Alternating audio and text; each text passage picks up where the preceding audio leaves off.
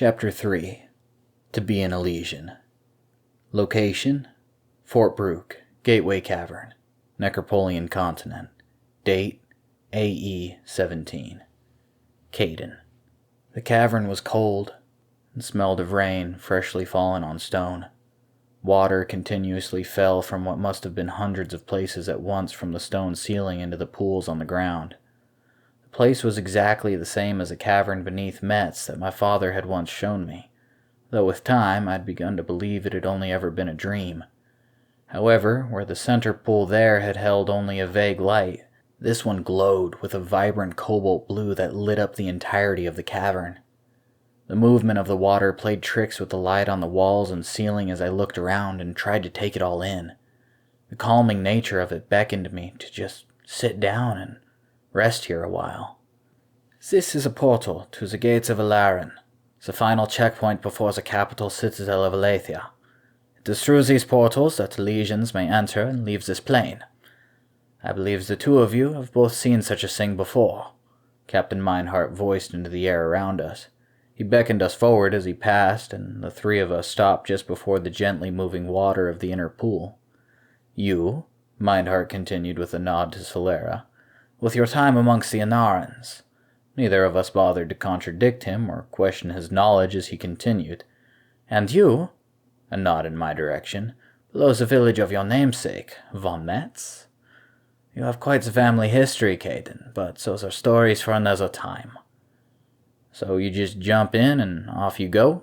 I mused as I leaned forward to try and determine the source of the inner light.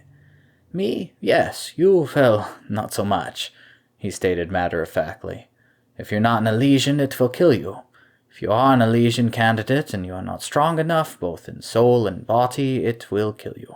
We do our best to make sure the candidates have strength before sending them through, but only a man or woman can truly know their own soul, he said as we both turned to face him again.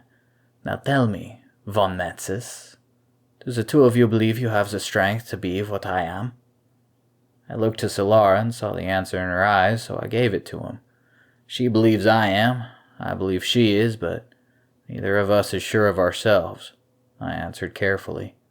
A good, honest answer, Meinhardt replied, and remember that oftentimes the opinions of those that are closest to us are more accurate than those opinions we hold of ourselves. I took a moment to ponder his words before speaking again. I knew it was a foolish question, but I was here to learn, not to feel clever. So why aren't there more Elysians coming through here to help us kill this Anaran Major? A good question, Meinhardt began before gesturing us to sit on a nearby smooth outcropping. I felt like a child, but we obeyed anyway. But first, allow me to explain our tactical position. We are in what you would call a bit of a situation. The Anaran forces gathered here far outnumber us in this theater of the war due to a rather costly defeat suffered by us some months back. This fight for this final bridge fortress is the inevitable conclusion of that event. There are no reinforcements that can be pulled off the line from anywhere else close enough to assist us without causing an equally disastrous defeat there. Therefore, we are on our own. Major Aldrich Ferris likely plans to go about slaughtering his way through the nearby towns and villages in order to increase his numerical superiority. Like he did with Metz, I breathed an unbidden response. The captain hesitated for a moment before responding, but the hesitation was so quick that I wasn't sure I hadn't just imagined it. Yes, much like this Metz, he replied stoically before resuming his former speaking pace. Now, if we do not have the men to attempt to stop his incursions, if we meet him in the field, we lose. If we allow him to gather all the forces needed to attack, we lose. So we're up Schitt's Creek without a paddle, I asked, earning a smile from Solara and a chuckle from the captain. Yes, but be that as it may, we may be able to paddle with our hands, however unpleasant that might turn out to be, he said as he leaned forward with a sly smile crossing his tired face. Anarans do not operate well without leadership. So we cut off the head of the snake, Solara stated rather than asking. The two of you love your metaphors, don't you? He replied before continuing. Yes, we kill Alpha and his pack will likely fall apart. Aline's task force, which you are wanting to be a part of, was created with this objective in mind. If they succeed, we secure victory. and they prove they have the strength to attempt the transfer. Should they fail, then the defense has lost 6 brave soldiers that likely would have died either way. And the reason why more Elysians aren't rushing through this portal to join the fight? I asked again, understanding the cold logic of the outline of his plan. There aren't any to bring. At least not yet, the captain answered with a shrug. When an Elysian makes a transfer either by choice or by death back to the gates, it takes a large toll on the mind. In many cases, if the trauma of the death is too great, the Elysian in question never makes it home. I'm either lucky or stronger than most to have made the transfer through death as many times as I have and still returned. Either way, whether by death or willing transfer, it takes the mind anywhere from 7 to as many as 15 years, or longer, to recover and be able to transfer back to the front. So the Lathian Elysians that are fit for battle are already fighting elsewhere. Those who are yet in Aletheia are not prepared to make the transfer. To put it bluntly, Meinhardt said with a shrug, we are on our own. Are you still prepared to join? Yes, Solara answered for us both, and I nodded my agreement. It was then that we both heard booted footsteps descending the stairs we ourselves had walked down just minutes earlier. Captain Meinhardt didn't appear to be at all surprised, nor even bother to look as 4 people entered the cavern and stopped to stand at parade rest. Aline and Fears were among them, with 2 I didn't recognize. So far, all that I know of your skills is what has been told and gathered through evidence, Meinhardt said as he walked away from us and towards the newcomers. I looked at Solara warily as we both stood. Something here seemed wrong. Before I attach you to this unit, I must know that your powers match what we believe them to be. Aline and Fears you have already met, he said as he gestured to the 2 of them, before gesturing to a brick shithouse of a man. Though not overly tall, his 6-foot frame was wide and bulky, his dark skin rippling with muscle on top of muscle. His stern face and bald head matched the rest of his overall appearance as well. The other was a woman who stood taller than the rest by at least 4 or 5 inches. She wasn't graceful by any means, though not unattractive either. She had a square jaw, broad shoulders, and wide hips that gave her the appearance of a Viking warrior woman from those mythical stories my father had once told. Her light hair and sky-blue eyes fit the description aptly enough. All of them were dressed in Alathian tabards, with no weapons or armor to speak of. "This is Rizia Uthek," Meinhardt said, gesturing to the large man. "And this is Yerika Ermani," he finished before gesturing to Solara and I, the situation causing every muscle in my body to tense. "Everyone? They are Caden and Solara von Metz. Throw them through the portal," he finished as he stood to the side. Fears, Razir, and Eureka all looked from Meinhardt to Aline, who simply nodded and gestured the 3 forward, staying a few steps behind as they approached. For a moment, I felt betrayed by the captain, Aline, and Fears. Such feelings, however, would have to wait until after the fight, assuming we survived it all. Aldrich. Major Aldrich Ferris was an experienced warrior, far more experienced than most. Even when compared to his peers, he was exceptional. As such, those who had fought with him before were not surprised at all to see him routinely take on 3 or 4 opposing soldiers on his own, cutting them down with ruthless efficiency. So it was now, as he faced 6 armed people in their humble mining town, there was no doubt in any Anaran's mind as to how the engagement would go. He waited for the first strike from the opposition, a taller, braver, and apparently more foolish man that struck out with a spear. Aldrich sidestepped the strike smoothly, and used his heavy blade to cleave the point from the remainder of the wooden shaft. For any normal man, Aldrich's blade would have been way too heavy to wield with one hand, but as an Elysian he was capable of many more incredible feats. He twisted back and caught the glimmering spear point with his free hand as he brought his sword around in an outstretched diagonal cut. The tip of the blade sliced just deep enough into the spear-wielding man's throat to be lethal, as Aldrich flung the spear tip into the eye of the next most threatening of his opponents. The 2 fell as Aldrich laid into them, using the surprise to attack the remaining 4 while they gawked at the sudden violence. He started in with a low sweep as he ducked and turned into the midst of them, taking off one woman's leg at the knee and cutting through the gut of a second man as Aldrich followed through with the remaining motion. The first of the remaining two brought up his sword down at Aldrich from a high guard. Aldrich had to resist the urge to grin at the laughably slow speed at which the blade fell. He brought his own blade up diagonally to cause the other man's blade to slide along his own, right into the meat between his neck and shoulder of the last remaining opponent, who was looking too shocked to have moved. Aldrich brought his blade around and behind himself before slamming the flat of the blade down against the edge of the sword, embedded in the guardsman's shoulder. The strike buried the sword even deeper, severing tendons and arteries as it went. The man who'd swung the sword released the blade in shock as Aldrich slammed the pommel of his own sword into the man's nose. He stumbled back, holding the wound, blood gushing from between his fingers.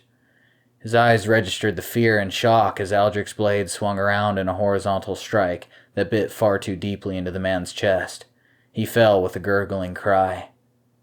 Aldrich turned to find the woman whose leg he'd cleaved through screaming on the ground, holding the stump that bled more profusely with every pump of her frantic heart. A child knelt over her, screaming something incoherent, but Aldrich caught the word mother somewhere in the midst of the cries. The words and screams had no effect on him as he quickly and efficiently dealt death to both of them. Only then did he stop to observe the field around him. The village burned as the token resistance was being put down steadily, while everything was put to the torch. He doubted very seriously that his men would take more than a few injuries between them. Sheep tended to slaughter quite nicely as long as the wolves weren't overly arrogant. Ryzen came to stand beside him as he looked down and observed the dead pausing on the face of the child. "We leave none behind that would one day grow to carry the banners of the fallen," Ryzen recited from memory. "And who taught you that, my boy?" Aldrich asked as he wiped his blade clean across the grass before resheathing it across his back. "You did, sir," Ryzen responded as he too surveyed the field. "What a wise teacher you had," Aldrich mumbled under his breath almost sarcastically. "Get the surgeons working on repairing the dead. We'll commence the raising ritual once the moon is risen." "Yes, sir," Ryzen responded with a slow nod of his acknowledgement. "After the ritual, I would like you to carry on ahead along the pre-planned path. Leave Grayla with me here. I think it's possible that we can use the cave systems below this mining town to avoid assaulting Fort Brooke's walls at all, but it will take investigation to know for sure." "Do you believe you will find stragglers down there?" Ryzen asked, turning to face Aldrich again. "Almost certainly. Not more than Grayla and I can handle." He paused then, as a wind passed softly through the town, whistling through the trees and changing the patterns of the ever-shifting smoke from the fires of the burning buildings. "No," he whispered as he turned to Ryzen. "No, sir?" Ryzen asked with a lowered eyebrow.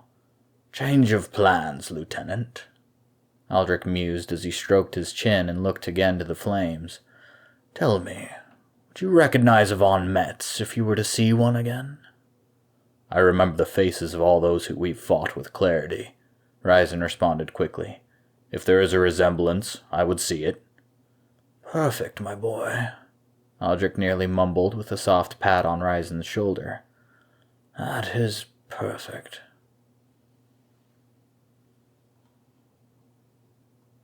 Caden. Solara literally flew through the air at me. With my back up against the water's edge, I had preciously few options, so I caught her as best as I could and spun with her momentum to fling her across to the other side of the pool. It damn near didn't work, but she managed to somehow catch herself on the lip of the opposite embankment and begin pulling herself up. The motion had cost me, however, and I lay with my stomach against the ground, staring breathlessly into the waves of the cobalt waters. The fight hadn't gone our way from the start. Aline and Fears were using the much larger Razir and Eureka as their front linemen while taking potshots around the opportunities the larger two opened up. Whenever it seemed like Solara or I had the ghost of an advantage, Aline or Fears would quickly rob us of it. They'd separated the two of us early on in the conflict, using their greater size and strength to toss us wherever they wished, except the portal. We'd avoided that so far. Large hands gripped my back and began pushing me towards the water. I yelled as I lashed out with both of my legs, finally connecting with what felt like a knee with my boot, forcing it to hyperextend. Eureka grunted as she released me, and I scrambled quickly to my feet. I attempted to charge her as to take advantage of my small victory, but was taken completely off my feet as a wall of muscle and bone crashed into my side, lifting me into the air by my armpits. Razier had begun to turn me towards the water as if to toss me in, and I realized that none of the four had gone for Syl, having chosen instead to finish one opponent before moving on to the next. Why take us both on at once if they didn't have to? Syl would of course be making her way back over here, but in a fight of this nature, just 10 seconds was an eternity. I tried to move my arms, but found them utterly powerless from the way Razier had me gripped too tightly. I struck out with a kick that landed just above his pelvic bone, and somehow I was almost certain the kick had hurt my toes more than it had hurt my opponent. When it came to life or death, however, my toes were of very little consequence to me, so I kicked again. This time the toe of my boot connected with the muscles of his stomach, causing him to lower me to the ground, though he somehow managed to retain his grip on me nonetheless. He looked up at me for a moment, and I saw an opportunity that I really didn't want to take. I headbutted him, right on the bridge of his nose. There was an audible crack as the bone of my skull met with the softer cartilage of his nose. Judging by the immediate pain and dizziness I felt, though, I wasn't sure what had broken, my forehead or his nose. The man's bones must have been made from steel. I ignored the pain long enough to shove myself away from him, only to land in the arms of Fears, who put me in a quick headlock. I jammed my foot down on his toes as I leaned forward and then thrust my head back, connecting with what must have been his jaw. The pain was blinding, and for a moment all I could see was white light. Fears had released me, though, so I supposed that was a start. My vision cleared, and I wondered briefly where Aline was, only to find her grappling with Solara. The woman was impressive, as I had imagined she would be, and Solara was losing. Then again, so was I. Yurika had regained her footing and charged forward at me head first. I tried to sidestep and use her head to direct her momentum past me with my hands, but the sheer weight of the woman made moving her from her chosen course nigh on possible. I did, however, manage to avoid the tackle, but lost my footing in my sidestep from the vertigo that was assaulting my mind. I found myself going to the ground again, this time face first, with barely the strength to catch myself on my hands and knees. Thinking about anything other than the fight wasn't something I'd had time to do since the engagement had begun, yet somehow in this moment of pain and confusion my brain took a moment to consider what was happening. And something didn't make sense. I couldn't explain what the something was, nor did I have the time to follow the convoluted and twisting trail my mind was weaving towards the answer. My gut, however, told me that this fight wasn't to the death. That was the last thing my gut told me, other than screaming pain as a boot connected with my midriff and sent me sprawling in a less than graceful tumble towards the water's edge. I arrested my momentum as I flailed my arms, attempting to find some purchase. And I did, in the form of Razier's leg. He began to lift me by one arm, and before I could bring the other around to attack, Yurika had grabbed it. They held me spread eagle for a moment, before beginning to gather the force to throw me in. I did the only thing I could think to do, and wrapped my legs around Razier's waist and held on for dear life. Fears came jogging forward to attempt to pry my legs free, and that was when I saw Syl running up behind him, Aline in pursuit. Somehow she'd broken contact with her more skilled opponent and was running to offer whatever aid she could. I didn't think she'd be able to save me, especially with Aline so close behind her, but then I realized she wasn't there to save me at all. We made the briefest of eye contact, and I nodded my agreement as I prepared to embrace the void. She spread her arms wide as she tackled Fears into Yurika, using all of her own and Fears' weight to push the larger woman over the lip of the pool. Fears, Solara, and I followed, and I pulled Razier after us with my vice-like grip around his waist, none of us making any semblance of a dignified sound as we plunged towards the glowing liquid below. If Syl and I were about to die, we weren't about to die alone. I closed my eyes as I fell, waiting for the fear of death, the rush of adrenaline, or the bitter regret of dying so foolishly, and felt nothing. For a moment I was confused by this, and a moment was all I had before the freezing water engulfed me in its icy tendrils, burrowing into my skin in needles of pain. The strong glow of the water forced light through my closed eyelids as I swam for the surface amidst the thrashing of everyone else's limbs alongside me. I broke the surface and dragged air into my lungs as the others breached through the water, sending glowing droplets into the air like cobalt fireflies that arced and then fell back into the pool. I struggled towards the edge of the pool in my soaked-through clothing and realized why I hadn't felt anything as we fell. I'd known, however dimly, that the test had been a ruse. Though I'd only knew the captain very briefly, I knew that Meinhardt wasn't the type to order the deaths of such useful or potentially useful assets for no to little gain. I imagined that Aline and her lot had known as well, seeing as they didn't strike me as the type to carry out such orders, should they be given, at least not without hesitation. Meinhardt stood at the lip of the water's edge, his leather boots creaking as he crouched down and offered a hand to me. I clasped the hand, and he pulled me up and out with such little effort and obvious strength that I had to wonder just how powerful these legions were, and how lucky Solara and I had been to survive our encounter with one. It was feeling more and more like we had killed the Onarna legion with good fortune on our part, and underestimation on his part more than any actual martial skill.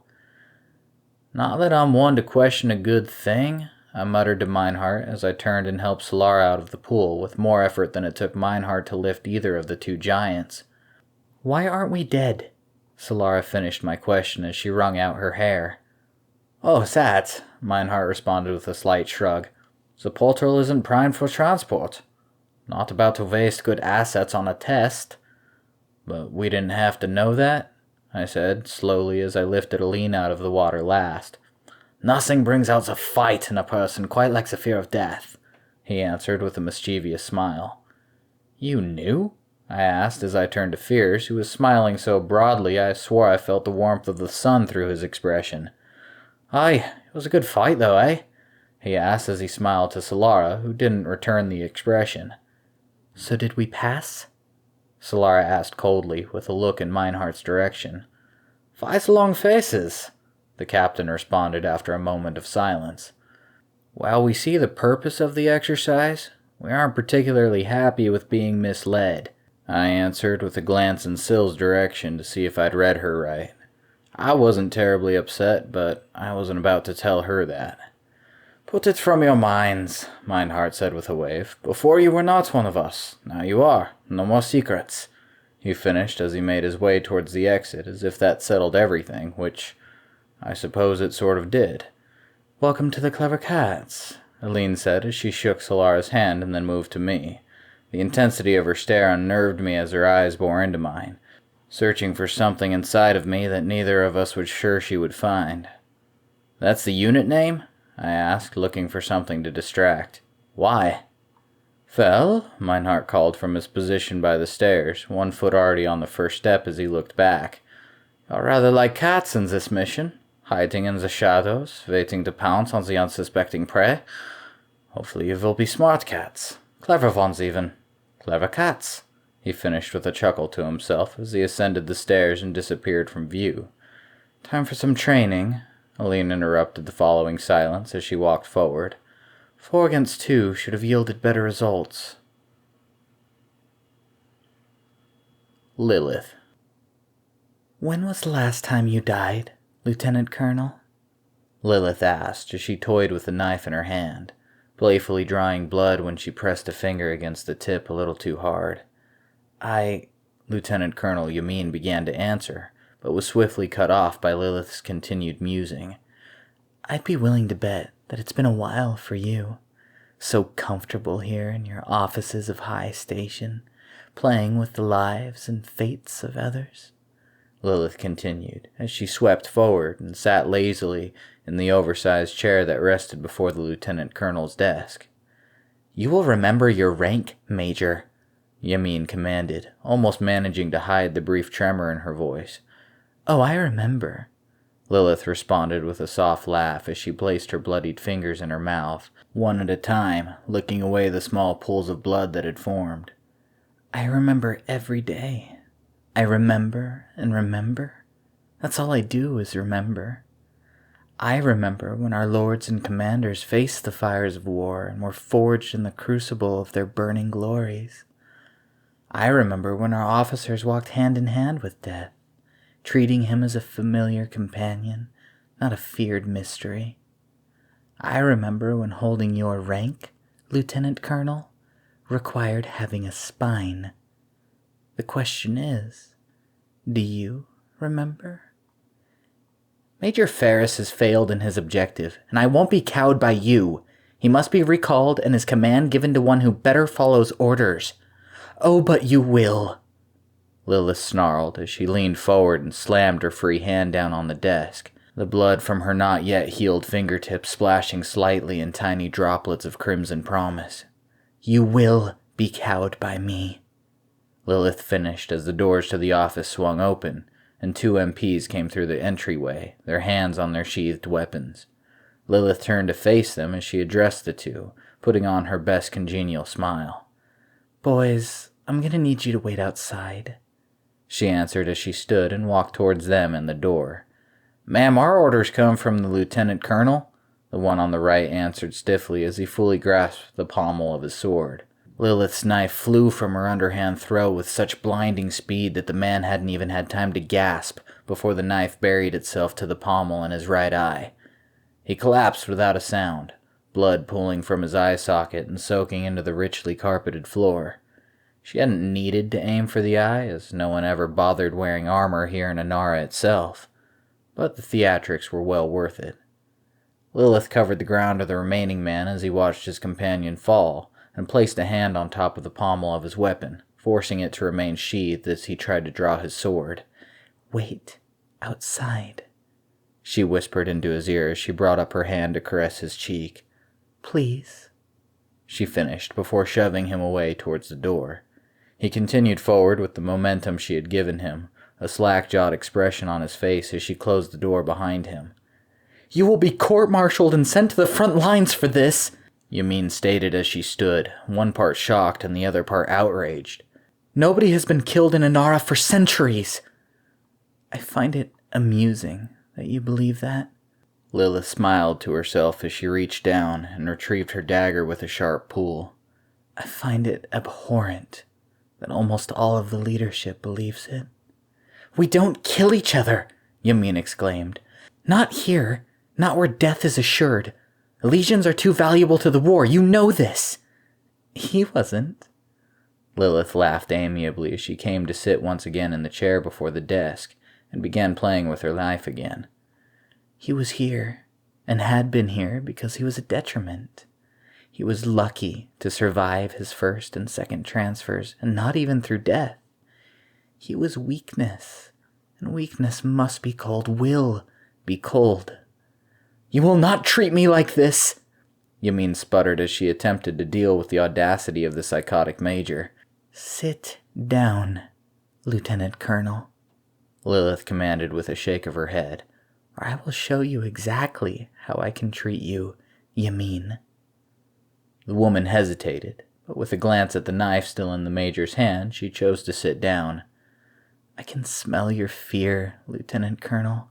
I can feel it, taste it. Lilith began again once Yamin had seated herself. And I love it, she said as she licked her lips slowly and purposefully. The people that I associate with are warriors, Yamin. A word that is so very distant in your past that I doubt you even remember what it properly means. Now, up until this point, we haven't had the displeasure of associating, but now, right now, you are interfering with someone that I hold very dear to me. Someone who will accomplish his objective regardless of the challenges laid before him.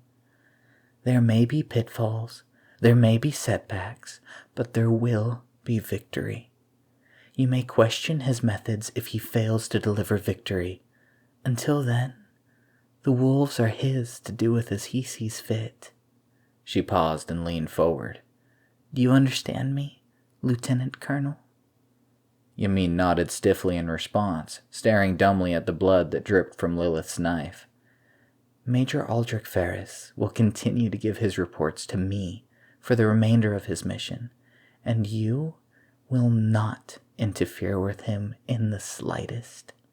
Lilith continued as she stood. Yamin nodded once and remained silent. Say you understand, Yamin, Lilith prompted as she switched her grip on the knife to make it more easily thrown. I understand, the woman answered, her fear overcoming her anger, at least for the time being. If I have any further issues with you, I will ensure that you die very slowly, regardless of any personal consequences. If I am unable to fulfill that promise, someone else will. You have my word on that. Lilith finished as she turned and made for the exit. "Oh, and have that cleaned up," Lilith said with a glance at the crumpled body. "I'd hate for anyone to ask inconvenient questions. I so do dislike wasting time." She left quickly, without a word to the still-living door guard on her way out. After all, she had an appointment to keep. Caden. I dreamt of somewhere both familiar and foreign, the impossibility of the feeling doing nothing to dispel the reality of it. I felt a mist-like rain coalescing against my skin, cooled by the soft breeze that persisted like a faint whisper.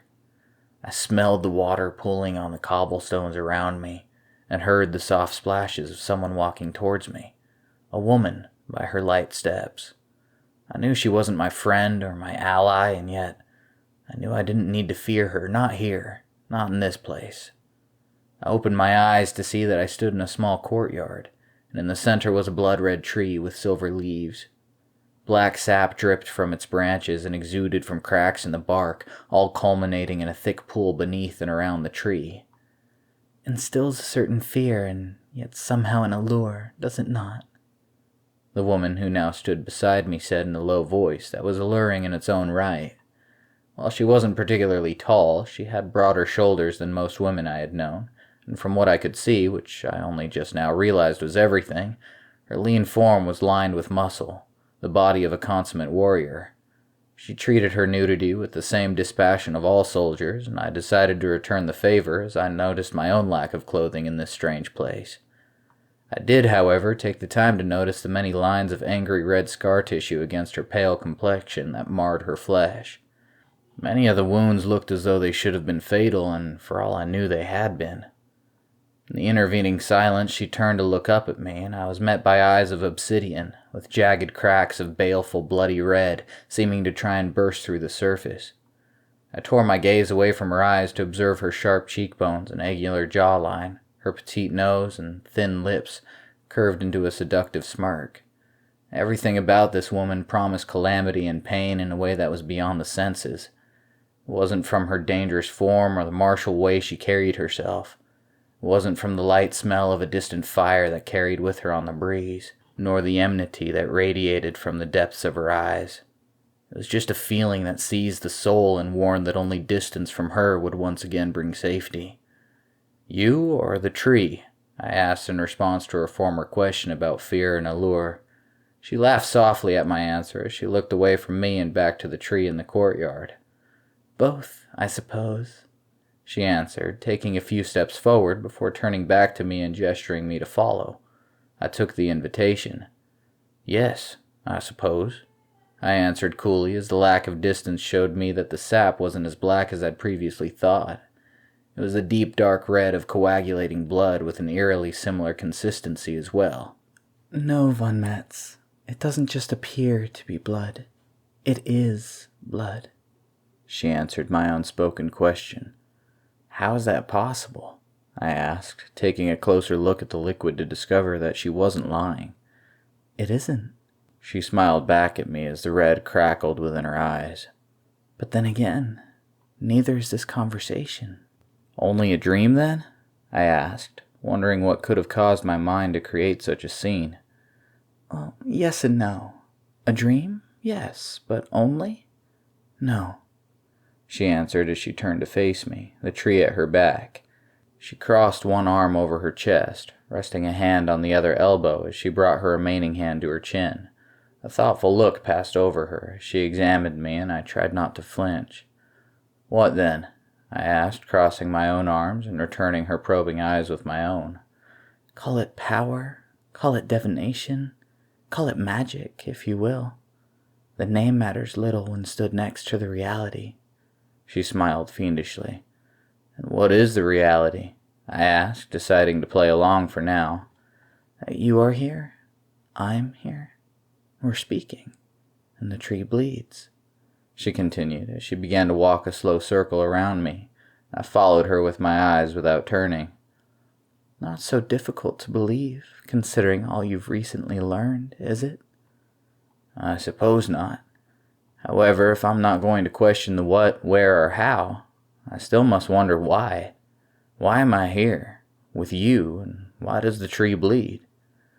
"All of those questions have the same answer, Caden," she said, emphasizing my name.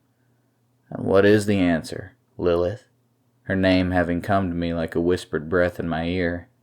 "You tell me," she almost whispered as she came to a stop in front of me, having completed her full circle.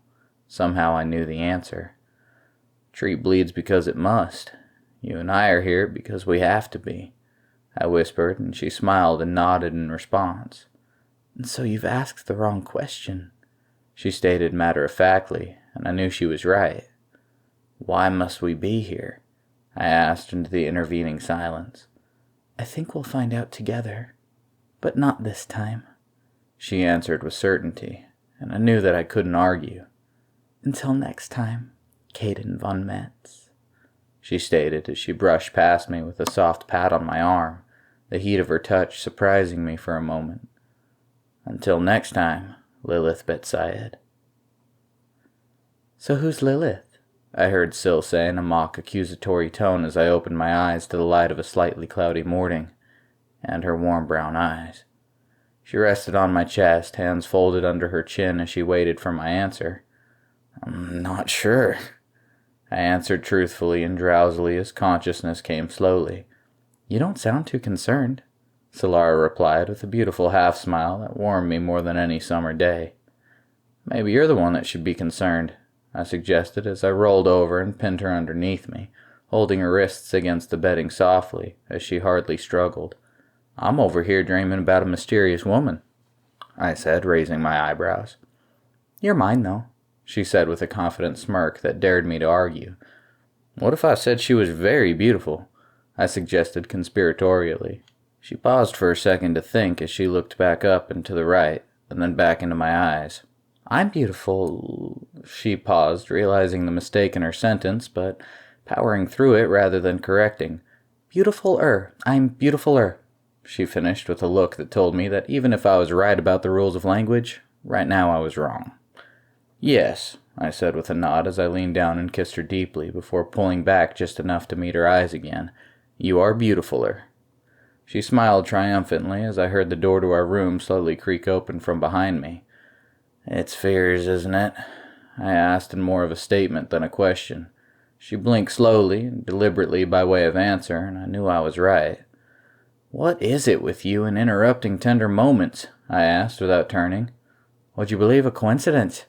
Fears asked from the doorway, almost sounding sheepish. "From anyone else? Yes. From you? No," I answered, without ever looking away from Syl's dark eyes. I wasn't going to waste a moment that I didn't have to. "Captain wants the clever cats in the war room," Fears answered shortly rather than engaging. "Why?"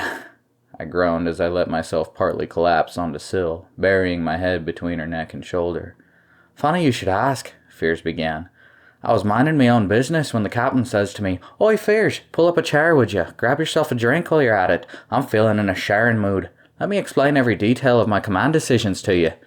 All right, I get it," I groaned. "Agent," he replied coarsely. "Asshole," I answered. "Goat fucker," he shot back. "Redcoat," I finished. "Oi!" Fears exclaimed. "That's a step too far." "Get a room," Syl almost shouted over both of us. "Preferably not this one." "Truce?" I asked without lifting my head. "Aye, truce," Fears grumbled as he left and closed the door behind him, leaving silence in his wake. "I like him," Solara whispered in my ear after a few moments had passed. "Yeah," I sighed as I heaved myself up and looked to our neatly folded and hung clothing and armaments. "Me too."